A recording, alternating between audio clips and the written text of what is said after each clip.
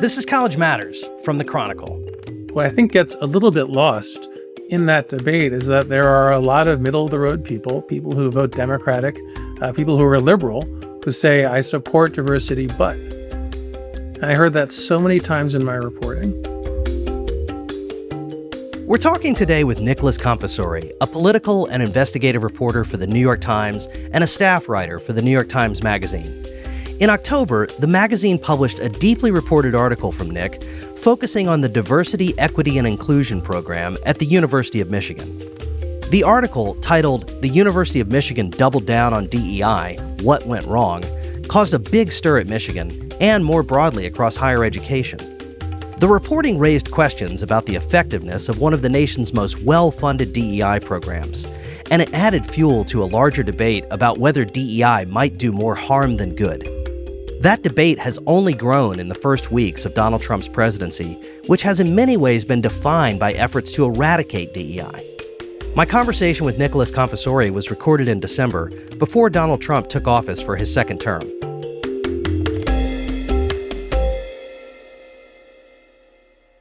Nick, welcome to the show. It's great to be here, Jack. Thank you. So there's a big national debate underway about diversity, equity, and inclusion programs. They're commonly known as DEI. A number of states have banned these programs, saying they promote left-wing ideologies on college campuses, particularly as it relates to race. I'm curious, though, about what captivated your interest in this subject. You're an investigative reporter with a broad mandate at the New York Times. You were part of a team that won a Pulitzer for your coverage of Governor Eliot Spitzer's downfall. And you've been part of major investigations of Facebook and other social media companies. What makes DEI worthy of your time? Well, listen, it's an important movement in higher education and business, and it has really reshaped workplaces and campuses across the country in a profound way over the last 20 years and even before. And I thought there was an absence of reporting on where DEI came from, how it works, and why so many people are angry about it. I had done a story looking at the anti-DEI movement on the right. And that was really focused on people and institutions who were on principle opposed to DEI. They oppose its aims and its execution. And what interested me next was to look at a big DEI program, a well-funded, thoughtful DEI program at a big institution that was more immune to those kinds of political pressures, and try to see what people thought about DEI on its own terms at an institution where pretty much everybody supports the broad idea. There's no real objection to the pursuit of diversity at Michigan. There are not huge numbers of faculty and students who are against it in principle. The debate's really over the execution. And so I wanted to go to one place where it was a big deal and evaluate it on its own terms. How is it working according to its own goals? So not focusing so much on the outside people who have made this a big political issue, but trying to go inside to a place and understand how it works day to day. This is a larger story, as you say, that affects not only higher education and business, but set the scene for me a little bit. How does Michigan fit into this larger debate over DEI? Well, Michigan has been at the center of national debates over education and inclusion and opportunity for half a century.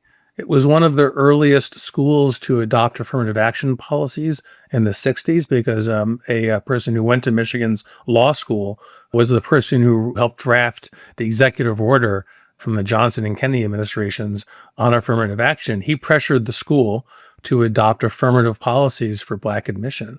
In the 1980s, Michigan unveiled something called the Michigan Mandate, which at the time was one of the most ambitious diversity and inclusion programs in the country at a public university. Again, it was a national leader. In the 2000s, it was a defendant in one of these signal affirmative action cases. And the defense it used to successfully defend one form of affirmative action admissions was to say that diversity is important for the educational experience of all, and that everyone benefits from diversity. And we'll come back to that. And yet, what happened in Michigan was that the voters of the state disagreed. And they were among the states to ban affirmative action in that era in a 2006 referendum. So then Michigan had to figure out, how do we get diversity in our campus without the tool of affirmative action? And they watched enrollment of Black students in particular plummet And so they set about to creating something ambitious once again. And they said, let's try and make a nation-leading, higher education-leading program that we can be proud of, that will achieve the goals of diversity, equity, and inclusion. And so in recent years, they have built what by some estimates is the largest program. It's certainly among the best funded. They've spent almost $250 million over 10 years on DEI. And they've really modeled themselves and held themselves out to the world as a national leader on these kinds of programs and initiatives. So for all those reasons, I thought, here is a place, a campus, where I can go and really understand the panoramic scope of these arguments in American society and in American higher education. And one of the things you mentioned about Michigan with this history is Proposal 2, this ballot initiative that banned racial preferences in public education and employment. That created some constrictions around how Michigan could approach this issue. And one of the things that people at Michigan talk about is that the black enrollment for the undergraduate population has stubbornly been around 4 or 5%, even though they've put a lot of effort into this. What did you make of that as part of this story? Well, it was a focus of the story in two ways. Kind of one is the origins of DEI before it was called DEI are really in the efforts to provide support for the new wave of Black students that arrived at selective college campuses especially, but college campuses in general in the 60s and 70s. These programs that are now much larger and more ambitious began as small programs to help those students in this world where they were really an obvious minority, and still are in Michigan's case. There's been a battle in Michigan ever since to increase those numbers. This is a state, Michigan now has, I think, still 14% Black people. It has never gotten close to that percentage of enrollment at its flagship state university. So that's one reason it's important. But the other kind of reason it's important, I think, is there is this inherent tension, I think, in modern DEI between its roots as a form of reparations coming out of the civil rights movement, where the goal was specific to a specific group of people who had experienced something unique and terrible in American history. And over time, and partly because of the way education institutions like Michigan chose to defend affirmative action in court, that ideal became something broader and more fuzzy. And if you look at the DEI site at Michigan, at the homepage where it defines DEI, it lists 13 different kinds of identity. Everything you can imagine, diversity for all, diversity of all kinds. And the ethos here is all diversity is good, and the more diversity, the better. And we celebrate all different kinds of identity, whether you're a veteran or from a rural place, or you're Jewish or you're Black. But in practice, often there is a strain in the world of DEI where there's a sense that a real underlying goal, a primary goal, is Black representation. Mm-hmm. And it's hard to do both of those things at once, to play lip service to the broader ideal while trying to execute on the civil rights mandate. And so one of the tensions I think I explore in the story is whether and how a school can do both of those things. But are you immediately skeptical that if Black representation is a big part of the goal and the enrollment numbers are stagnant, that might indicate a problem? Yes, I'm skeptical, but I think, again, the problem sheds light on DEI in a broader way. I think what I found in my reporting, and I'm going to generalize a bit from Michigan out to other schools, but I think that schools make these really grand promises to students. We are going to look like America. We are going to be diverse. We're going to be also inclusive. You're going to feel included and safe. You're going to feel like part of the community. You will not face that kind of perturbance over your identity. But inevitably, things happen on a big campus. And the school can't really stop that, no matter how many administrators it has, how many programs it has. And over time, the students get very cynical. They said, but you promised us inclusion and diversity. And by the way, why are the numbers so low? And I think that gets to a bigger issue, Jack, which is a four-year college, even a wealthy one like the University of Michigan, can actually only do so much to change the outside world in the years that its undergrads pass through the gates. But they promise that they're going to do it. They say, we're going to go into Detroit middle schools and high schools. We're going to do pipeline programs. We're going to prepare these kids. We'll get those numbers up. And what it turns out to be the case is it's extremely hard. Really, really hard. They're not promising to cure racism from society, are they? I think if you look at the materials in the brochures, they create this expectation that we will do these things. We will create a certain environment. We're going to create wraparound services, mental health, special accommodations, a center for this, a center for that. So they don't say we will cure racism, but they say that we're going to create an environment where you are included and feel included, and so you can be educated. So that's the standard by which you're evaluating this program. This is what you've said the program is for, and I'm going to sort of evaluate whether it delivers. It's what the school says the program is for. Yeah, I meant that. Yeah, this is what Michigan says. And so it's really about exploring the tensions in these different goals and the ability of a school to try to achieve them. I would say the story doesn't make a case for whether DEI is bad or good. It tries to explain why DEI is hard and why some obstacles that schools are trying to surmount are really like near impossible to overcome. In the case of Michigan, you asked about Black enrollment. It's a state university. For a long time, for a few reasons, it got most of its Black students from a couple of places in Michigan, chiefly Detroit. That was a major feeder for Black students at Michigan. Well, the public school system in Detroit has declined by about 40%. So at the same time that Michigan is expanding its overall enrollment and trying to expand its proportion of Black students, the main place that it got Black students is turning out fewer students in general. And that is a product of forces that is just beyond the school's control. But they have chosen to hold themselves accountable, and thus the students hold them accountable for those metrics. And as you know, there was a movement called More Than 4. And that was the Black Students Union saying, we need more than 4%. We're not getting to that critical mass that experts say we need to not feel isolated on this big campus on account of our race. Right. So this article is more than 9,000 words, and I feel like I'm cheapening it by even asking this question. But one of the big questions you're asking is whether DEI works at Michigan. Does it make a positive difference on this campus? Do you feel like you left with a good answer to that question? I think so. And there are different answers to that question because the school will have one answer. My reporting arises from different answers. I think there are a few different ways to look at it. You could say that if not for the DEI program, representation of minority students would be worse. You could say it's helping. It's just a really hard problem to overcome. You can also say that some of the things the school is doing make things worse.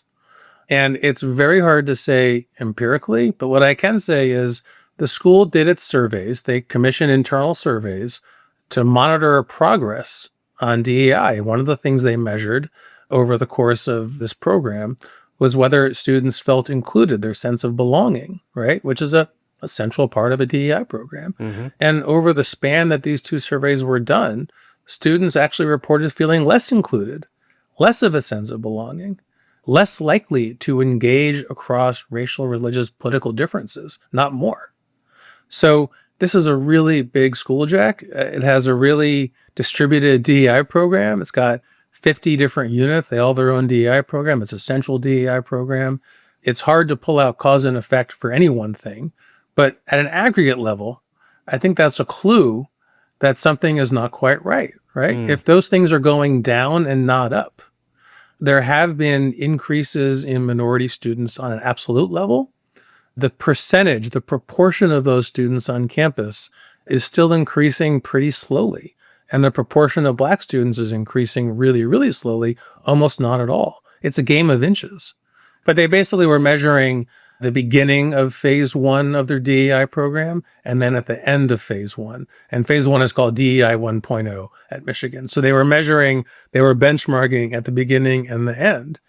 And I thought those findings were pretty surprising, and they raise a couple of different questions that are relevant to the DEI endeavor. One is is it really possible for administrative programming to create that kind of cross-difference exchange that is essentially the justification for DEI? Mm-hmm. And another is the outside world just too influential to what's happening on campus, that it just overwhelms anything that the school might choose to do, right? I'm talking about these intense 4 or 5 years, the Me Too movement, Black Lives Matter, George Floyd, COVID, the Donald Trump presidency. All of those things were things happening in the world that students had strong reactions to. Many students had strong reactions to that the school couldn't do much about. And I think part of the complex here, right, is students are reacting strongly to things happening off campus, and they are looking for response and solutions on campus, and often finding that they can't get what they want, that the responses are not enough for them. And these expectations keep getting dashed. And that, I think, is part of what's going on at a school like Michigan. So if something like the climate on campus as it relates to race is so heavily influenced by outside forces that Michigan, the university, can't do anything about, and enrollment in some ways is tagged to things like the population of Detroit, there is a question, I guess, inherent in these observations about whether it's worth spending $250 million on a DEI program that maybe can't do much about the big forces that are affecting race relations in the country, the climate on campus. Is that what you're suggesting? That's one conclusion you can draw from the reporting. I don't think you can say, well, that must be the answer. I think it's a story like this has to sort of explore different answers to the questions, right? Sure. And one is we can't move the needle much on this. Another possible answer, a reasonable answer, is it would be worse if we didn't do anything. A third answer is, and I think the school is going through a version of this answer right now, is let's take a close look at what we're doing, really focus on the things where we can move the needle, and rethink the things that either don't move the needle or create knock-on effects that create more division or anguish on campus. How they're going to do it is up to them. I'm kind of curious to see it. It's a really complicated problem. I don't think there's any clear answers. I don't think anyone knows exactly how to solve the problems. We were talking a few minutes ago about these campus climate surveys, which are sort of snapshots of how students on the campus feel about things like belonging on the campus, which is major relevance to the work of DEI. That's part of what they're saying. We want to make people from diverse backgrounds to all feel welcome on this campus. And what you were reporting in your article is that, these numbers actually look worse in some cases. It's a striking thing to think about, and it's something that you asked Tabby Chavis, who's the head of Michigan's DEI program, about. I thought that was a particularly notable point in the article, and I think a lot of people really had reactions to the way she responded. Talk to me about that interview. It was an interview towards the end of my reporting. I had been trying to get the interview for some time. I sensed a lot of reluctance to put Dr. Chavis on. When we got on the interview, it was by phone. Almost all my other interviews that were set up by the school were over Zoom. This was a phoner, and I sometimes got the sense that she had talking points in front of her because she kept interrupting her sentences to read from them, and she seemed worried about the conversation, about where it might go. Let me ask about that, Nick. I mean, I've been in this position as a reporter. You can pick up vibes, but when you say she seemed nervous, and even the article says she seemed flustered, unpack that for me. What gave you that impression? I mean, you'd have to listen to the interview on audio, but she had trouble finishing her sentences. She kept stopping and starting again. Her overall vibe was very, very nervous for almost the entire interview. And when I read the transcript, you got the sense that this is a person who feels that a lot is on the line in this conversation, which I think is fair. It can be challenging to talk to a reporter, but when I listened to videos of her speaking in other contexts, much more assured way of speaking. So I think flustered was a generous term in some ways. In fairness, you're coming at her with the hard stuff, right? I mean, you're asking her to defend the program, I think, in some ways. Is that accurate? She heads the program, so I would say she was the main voice from the official university who was responding to some of the critiques that were in the story. But she's also a highly compensated vice provost in a senior role at the university. So it's appropriate that she be the person who answered those questions. I think that's just journalism. So for folks who maybe haven't read your article, tell people how she actually responded when you asked her about the changes in climate data, showing that things might actually look worse through that lens. Well, she answered in a couple of ways. One that we have in the story is that She said, well, it's not necessarily surprising when you introduce people to the idea, and I'm paraphrasing here, when you introduce people to the idea that there are wrongs in the world, that there's racism or other kinds of oppression in the world, it makes them upset, and they might get upset. And I think she would say, I don't want to speak for her, but I think her perspective is that part of the work of DEI is managing those feelings, is creating programming that can turn that turmoil into something productive. Another point the school has made is, well, the first survey was a snapshot of students who were on the campus at that time. And the second survey was a snapshot of the students who were on campus 4 or 5 years later, not strictly longitudinal. All I can say is this is the metric they chose. This is the study they chose to do as part of measuring their own DEI efforts. So I'm just using their data. I think one reason a lot of people keyed in on it was it sounded like, at least in the answer as reported in the article, the portion that we saw, that to some degree, Michigan is having it both ways. If the climate numbers are improved, then DEI must be working. If climate numbers are getting worse, then DEI must be working. Was that how you interpreted that response? It's certainly how a lot of people at the school interpret it. I spoke to students and faculty who actually told me about taking, I don't know if it was this survey or a different survey, but they talked about how these surveys always say, and I'm paraphrasing a student here, are we doing enough DEI or should we do more? And I think one theme in the story, and you see this kind of breaking out in the debate on campus right now, is for all the talk in the DEI program about metrics and accountability, it doesn't seem like there's much form of self-correction. The answer is always to grow. The answer is always to do more. And in my reporting, I kind of locate that in a broader phenomenon in the world of DEI research. So if you look at the debate and the research on this, when the Supreme Court upheld a limited kind of affirmative action in Bakke, the argument was having diverse students on campus improves the educational experience. There wasn't actually a lot of data around this. This was just the argument that school leaders made.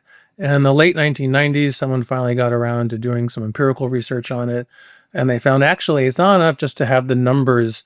You have to have people interacting with each other, which makes some sense, right? If you want to harvest the so-called educational benefits of diversity, you have to have diverse students. They also have to talk to each other and interact. And then as the empirical work progressed, it became, well, they can't just interact. They have to interact in positive ways, which again makes some sense. But what this ended up as was a recipe for more and more administrative intervention, right, on campus. And not surprisingly, you see a huge growth, not strictly in DEI administration, but in administration more broadly. Campuses are overrun with administrators in American higher education. There are so many admin staff. And that has not always been true. That is a phenomenon that's unfolded over 30 or 40 years. And within that, a relatively small part of it, but within that is the growth of DEI bureaucracies, not just the DEI person for incoming students, but then you need one of those for every department or every unit in college. Someone's got to oversee those people. So that's a unit, right? And it grows. And I think that one of the things the story is exploring is the growth of that bureaucracy and what it really means and how people on campus actually respond to it. And that goes back to the surveys, because what does the bureaucracy do? It says, well, we have to have data and metrics. Let's do a survey. But then the survey comes out. And if you read the school's materials on the survey, it basically says, well, the numbers are down, but A, it's not the same students, and B, we can't be held responsible for things that are happening off campus. It's a hard time. I mean, Nick, don't we see this in other phenomenon, though? For example, sexual harassment and sexual assault. If you create an environment in which people feel more comfortable reporting these things and have confidence in the apparatus that's handling it, those numbers often go up. That doesn't mean that sexual harassment and sexual assault is getting worse. It means that people have more faith, perhaps, in the campus's ability to deal with it. Is that not the case? That's one possibility, right? Just looking at Michigan, in 2015, the university office charged with enforcing Title IX complaints, that's complaints of gender or sex-based discrimination, it got 200 complaints. By 2020, that number had doubled, right? So I'm not sure you can explain an increase of that magnitude strictly by people being more comfortable with reporting clearly kind of violative behavior in proportion to how often it's actually happening, right? No, and I fear I'm sounding like a Michigan mouthpiece here, and I don't mean to. No, it's okay. No. Other things happened in 2022. George Floyd was murdered. Yeah. The pandemic happened. Yeah. I mean, there were a lot of things people felt awful about. Yeah, so we see these huge upticks in formal complaints of discrimination.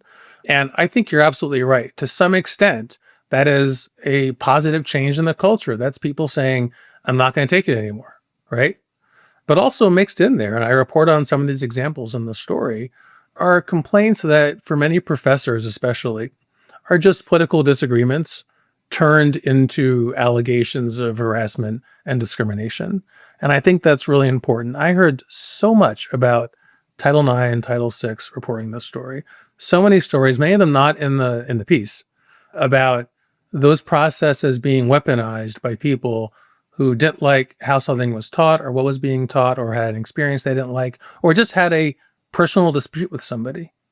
And, I spoke to some other people who were involved in Title IX work and DEI work, and they said, and they told me this off the record, but they said, look, like you'll find that increase at a lot of schools.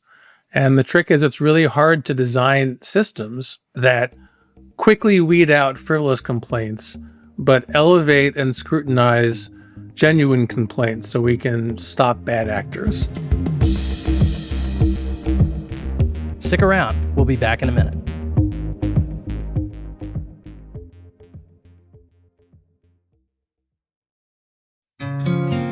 If you're enjoying the show, do us a favor and subscribe on Apple, Spotify, or wherever you get your podcasts.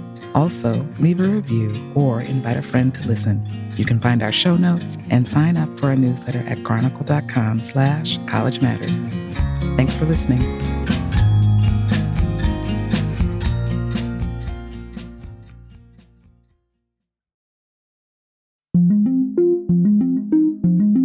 One of the people you spoke with was Scott Lyons. He's an English professor who was criticized by one of his students. Tell me what happened there.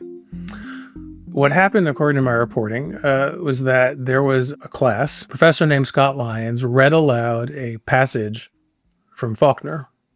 And I believe the story was called Barn Burning. It is a story about race and class in the South a long time ago. And the passage has a racial slur in it. You can guess which one. The passage makes a point.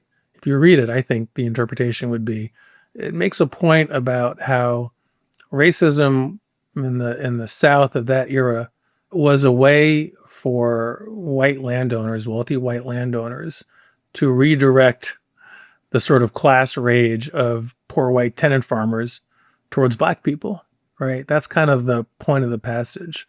And he read it aloud, including the slur. And one student, Dylan Gilbert, was really upset by it. And she picked up her things and she left the class. And that happened in 2019. And then a year later, it's the spring and summer of George Floyd. And Dylan Gilbert goes on Twitter to talk about this experience. She says that he said the slur multiple times, that she was unhappy with how the school processed it. Then she made a complaint about it. And it's not entirely clear where the complaint went. I think she was unhappy. She felt she got the bureaucratic runaround. But meanwhile, Scott Lyons has to deal with these accusations in public that he was sort of leeringly saying these words. And it created quite an uproar on campus. There was a story about it in the Michigan Daily. I think Lyons felt really attacked and felt unfairly treated. He felt that Dylan Gilbert was being unfair to him. She felt that she wasn't getting the response she wanted from administrators. And as you can remember, that summer, 2020, was a time where a lot of these kinds of things were happening, these paroxysms on campuses and not on campuses, including in workplaces. And so that was like a signal event in that era of how the school was trying to manage these really contested and difficult issues of like how you teach controversial, difficult, perhaps even hurtful material in a classroom. And that's obviously an age-old issue in education, higher education, high school, wherever. You know, Nick, I haven't interviewed either of the people involved in this article, so I want to preface that. But this was an area that I found myself a little conflicted about, to be candid with you, because there's an interpretation within the context of the article you're writing here that this is an example of sort of knee-jerk racism police saying something horrible happened when in fact a professor is teaching one of the great writers of American literature. There's another interpretation of this, though, that I want to ask you about, which is this person was deeply offended. They walked out. There are some email exchanges that you quote from, I think, in the article where she's quite polite, but says, I hope you would consider the experience I've had as a Black woman hearing white people use the N-word. The professor then goes on to say, we're not going to do that in this class anymore. No one says you can't teach William Faulkner. He just says, I'm not going to read aloud passages that use the N-word. There's a school of thought that might look at that and say, this was a successfully handled situation. The student was well within her rights to raise this to the professor and did so politely. Now, did she later, blast him on X or Twitter at the time about this, or however she made it public? Yes. Did a ton of people do that after George Floyd's murder? Yes. I'm a little perplexed how we're supposed to feel about this anecdote. When I do a story like this, Jack, I don't want to instruct you how to feel. I really want to lay out all the facts that I have and let you draw your own conclusions. I think a reasonable person could look at this incident in a few different ways, including the two that you mentioned. Right. I think Lyons thought he had handled it properly. I think he got a complaint from a student. He didn't appreciate the way she handled it, but I think in the emails that I've seen, he was also polite to her. And as you point out, he did say, you know what? I don't want my students so rattled and hurt in an emotional way that they can't learn. I'm going to add that to the list of words we're not going to use in class. He already had a no cursing policy in his class. And I think he felt that he had handled it well. The trouble began a year later, right? Mm-hmm. When she said, I don't think this was handled well, and I'm still upset about it. Right. And it's one of these things, and I think it's unique to the social media age where incidents are stripped of their original context and appear before us on social media to an audience of the world, potentially, right? And as readers, right, as viewers of the incidents, we come to them without a lot of connection to the place, the people. We come with our priors, right? We come with what we're kind of revved up to feel. Mm-hmm. But as I said, I think reasonable people can read those passages and come away with different feelings about what should have happened, what did happen. I don't think there's any one answer. One of the delights of this story, Nick, is that you did sort of scour Michigan's materials to look at how they talked about DEI. And I will say one of the knocks on this stuff is that taken out of context, it often looks pretty cringy. And you have some examples of this. I'll just highlight a few for folks who may not remember or may not have read it. There are students in an art class complaining about, quote, curriculum-based trauma. There's a handout that describes, quote, characteristics of white supremacy culture that include, quote, worship of the written word. And there's a strategic plan for Michigan's Arboretum and Botanical Gardens calling on employees to rethink the use of Latin and English plant names, which have, quote, actively erased other ways of knowing.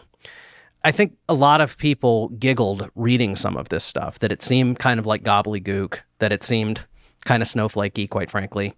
And I'm just wondering what they add up to. Are these a few silly examples to you, or do you think they reveal something deeper about how DEI works in practice on college campuses? Well, I do think they reveal something deeper, which is that, and it goes to the one theme of the story, which is that a lot of the underlying things that DEI tries to solve are not within the power of institutions to solve. So then what do? Right?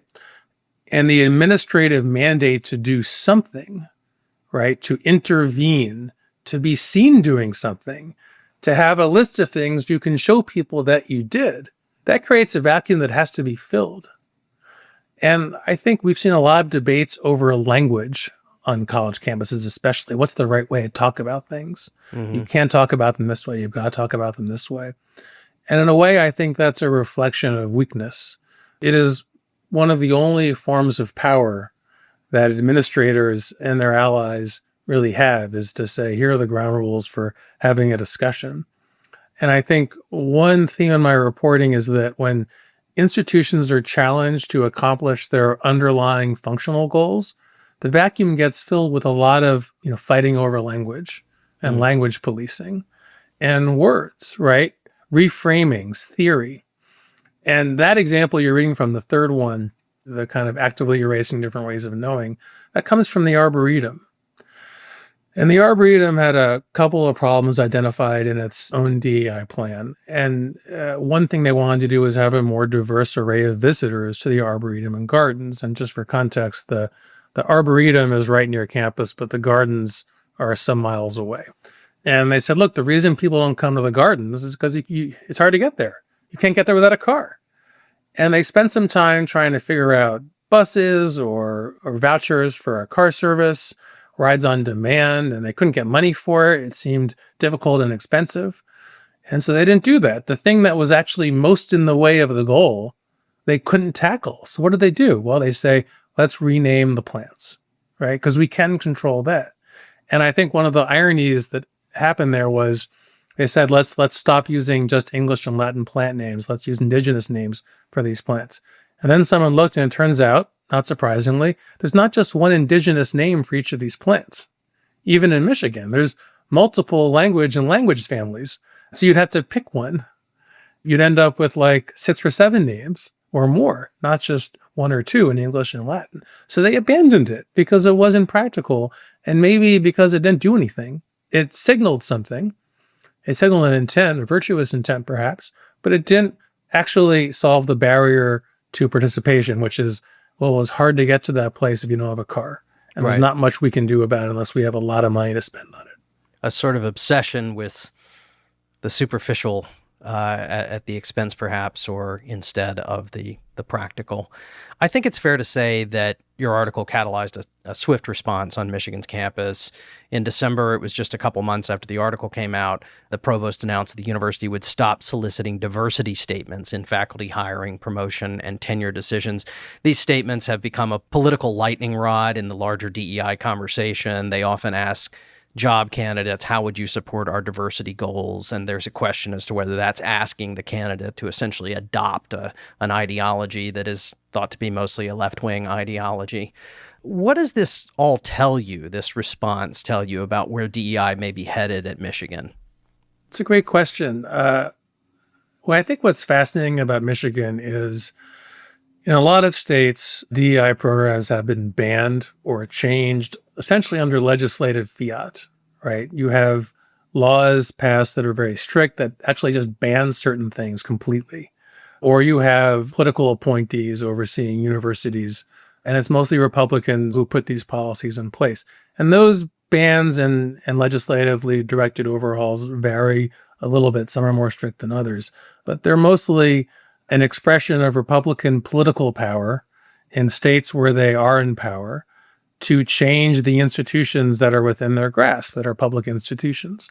What's different about Michigan is it's one of the, I think, the first or the biggest instance we've seen in which a generally liberal institution that is not being pushed around by the governor or the state ledge, not being directed what to do, is taking a look on its own and saying, what can we do better here? So it's coming from the inside. And that's another thing that was important in the story, I think. There's a huge debate about DEI around the country. There is energetic conservative and Republican opposition to it. What I think gets a little bit lost in that debate is that there are a lot of middle-of-the-road people who vote Democratic, people who are liberal, who say, I support diversity, but. And I heard that so many times in my reporting. Another idea I heard a lot was, can we just go back to what DEI was 10 years ago? Which I think is not an incorrect instinct in the sense that things did really begin to shift a lot, I think 10, 15 years ago. But Michigan is looking in the mirror, and it's difficult and painful for a lot of people. But I think that's the significance of it, is that they are looking from the inside out. What can we do differently? Diversity statements, you mentioned that earlier. That is one of the things that you hear about over and over again. That is the least popular part of diversity programming in schools. And diversity statements are hot button, as you say. They are something that I think gets condemnation across the political spectrum. I've seen people on left and right have an issue with them. There are other things the DEI office does at Michigan that I think are less controversial. One of them is the Wolverine Pathways program, which is designed to give academic support to high school students in underserved areas. There was certainly a feeling from some of the responses I saw from the Michigan administration that these things sort of got short shrift in the overall assessment of DEI. Can you talk a little bit about that? Yeah, I mean, look, if you're under the gun on a story like this, you're naturally going to wish it was framed in a way that was most positive for you, that focused on the things that worked best or that you think are most popular. The story does talk about Wolverine Pathways, and I think it's an important program for them. It also illustrates, I think, one of the central findings in the piece, right? So Wolverine Pathways is a pipeline program, and it's facially race neutral, so it's not against Prop 2, but they focus on schools in school districts in Michigan that are predominantly Black, in Detroit, Ypsilanti, a couple other places. And they go in and they try to prepare students. I think it now goes into middle school in some places, but they try to create a pipeline of students who will be academically prepared for a selective state university when they apply. And that's a great idea. And in fact, I could not find a single person in Michigan who dislikes that program. They all love it. They all think it's great. That's sort of like the diversity program we all like, right? Pipeline programs are pretty popular because they're pretty in sync with pretty broad American values. Give everybody a chance. Give a person a leg up if they need it, right? The Go Blue guarantee is another one. That's a tuition guarantee for low-income Michiganders of any background. It's income-based. But let's go back to Wolverine Pathways. A big success of DEI 1.0 and 2.0 was to double the number of students from Wolverine Pathways that are enrolled at Michigan, double the output. So what does that mean? It sounds like a lot, right? That's 200 to 400 people. They had 200 people, now they have 400. Now, not to make light of that, I think it's a game of inches. I think making that increase took enormous effort. But think about what a drop in the bucket that is at a huge state school with tens of thousands of undergraduates, and how all that effort still struggles to move the needle. Why does it struggle? Because the Detroit school district has been massively depopulated, right? So you can have a pipeline from point A to point B, and if point A is putting out fewer people, it's just not going to have the impact that maybe you hope. And that, again, is the point, right? It's not that you shouldn't do this or that it's bad. It's that it's hard, right? Well, I think we are in a political environment where people are saying, don't do this. And I think that's the concern, is that this type of analysis creates an environment that is going to put a lot of pressure on boards to sort of throw the baby out with the bathwater. That because of some of the sins of DEI, we're going to gut these programs, we're going to cut funding. And the work we're doing, which is hard and complex and maybe sometimes even defies conventional metrics, is all going to go away. I think that's the concern that I hear from people around this conversation. Look, as a reporter, all you can do is tell the truth and write facts. And you can't not write things because somebody might misinterpret them and do things you don't like with them. You got to tell the truth. For the record, I have not heard anybody at Michigan talk about defunding those two programs except people who are campaigning to preserve the programs in their entirety. I don't think it's on the table. I do not know, and you don't know what the Trump administration will do, what kind of policies will come out of the federal government, but there is no internal constituency in Michigan for defunding those programs. In fact, the regions just voted to expand Go Blue, the tuition guarantee, and I think they would also like to expand Wolverine Pathways. What's meaningful is that over half of that $250 million I talked about earlier, over half of that spending on DEI has gone to administrative staff and salaries. A quarter of it went to Pathways and to the Go Blue guarantee. And I think certainly at the Regents level, they've made very clear they want more money in that second bucket and less in that first bucket. But I don't think you can shy away from reporting on complicated subjects because somebody will seize on something in a misleading way and try to do something with it. It's not good journalism. It's not good for society. Yeah. And I couldn't agree more with that, Nick, if it wasn't clear. But I did want to ask you about the New York Times as an institution, though. I'm a reporter with the Chronicle of Higher Education. We've written a lot about DEI. My own colleague, Katie Mangan, did her own deep dive into the Michigan program. But I brought you on the show because I think it matters if the New York Times writes a major story about something as touchy as this in higher education. And I think it's without question that some critics of DEI are holding this up and saying, look, even the gray lady thinks this stuff is bogus. Chris Rufo, who was responsible for writing some of the model legislation that is banning DEI programs in some states, was very complimentary of this and talked about how it really reflected a change in the conversation, that this used to be something that people dismissed as a hard right-wing position, that DEI programs are bad, and now a newspaper that is thought to have a progressive ethos, or at least not a far right-wing ethos, is calling out the problems as well. I just wonder what you make of that. I know you said you can't control how people respond to this, but as a reporter, surely you've noticed it. Yeah, I mean, look, anytime there are stories in a major newspaper that validate a conservative worldview in some sense or seem to, there's always that kind of reaction, aha, finally. Sometimes people will say, the Times admits, right? There's this tendency to think of the Times as an intentional political actor.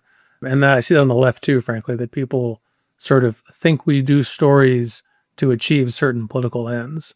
Like I said at the beginning of the program, Jack, I started doing this story because of my reporting on the anti-DEI movement on the right. And in fact, I had done a story last summer that involved Chris Rufo in part, and he was very upset with my story. I kept saying I'd misquoted him and was unfairly treating him. Welcome to the club, Nick. And look, the Rufo perspective, as I understood it, is we don't believe in intellectual pluralism on campus for its own sake. We think students should be taught certain things, and the right should use its political power to make that happen. And to me, that's actually like the mirror image of the more hard left policies you see at some campuses, where you have these arguments over what you have to teach or what you can't teach. And in the middle, I think, are most people, most professors, most faculty, who are looking for some balance between academic freedom and basic competencies and educating students, preparing them for the world. And I just think that when I do a story like this, I'm really just following my reporting from one thing to the next. And like I said, what interested me about this topic was to understand the other side of something that I had written about on the conservative side. I'd written about their perspective and how they were going about it. But look, there's no question that we have a big audience and we take that really seriously. And just as a function of having a really big audience in a world where audiences are so fragmented, when we, kind of take a deep dive at something that has meaning, that means a lot to me, actually. I think it's important. I take it really seriously.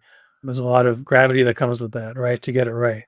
But trying to shape your stories in advance to affect how they're going to play on social media is a really bad road to go down for journalists. You just got to report the facts and have them fall where they may. Well, Nick, I really appreciate the work you did here, and this has been a really great conversation. Thank you for having it with me. It's great to be here, Jack. Thank you.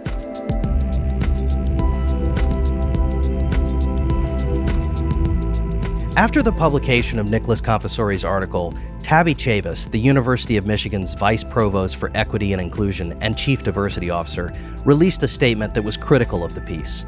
You can find a link to Chavis's statement in this episode's show notes.